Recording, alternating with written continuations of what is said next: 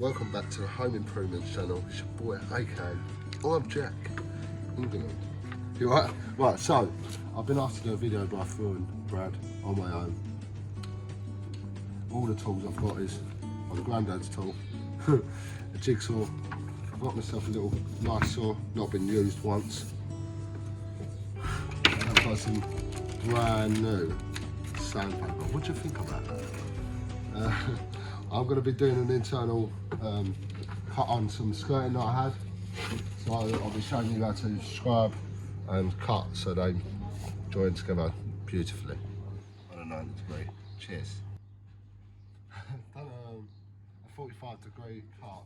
I didn't show you because basically I've got a machine that's you're gonna lose your fingers on, and I don't really want to use it in the video. So sorry about that. It's like the finger 3000 loser. So, but anyway, I've done a 45 cut there, like that, outwards.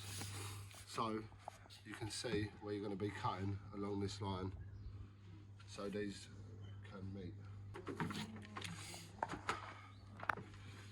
I'm going to start, and by the way, when I do this, I'll be coming along backwards, so only the tip will actually be touching this skirting.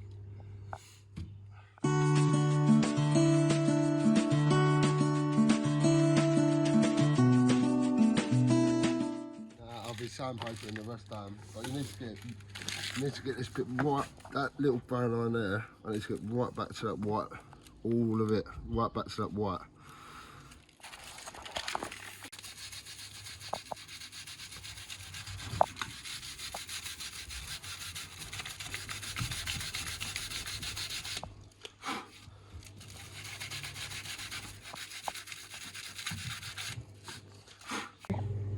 That's your boy, I'm Jack, and I've done myself a nice skirting there.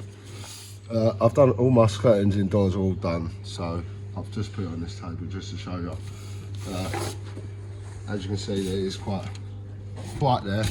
I mean, bit of caulk on that, perfect. So yeah, I mean, I didn't do too bad with the old granddad's 3000, so, and the old 4-finger loose. Tool that I've got upstairs that I didn't show you earlier, but I think you get the gist. But when Brad and Phil and me do some skirtings, they'll probably explain much better than I have today, but just for a little video to show you. But thanks, and thanks for your subscribes and your likes and you hit the bells and all the ting. All right, see you later. Cheers.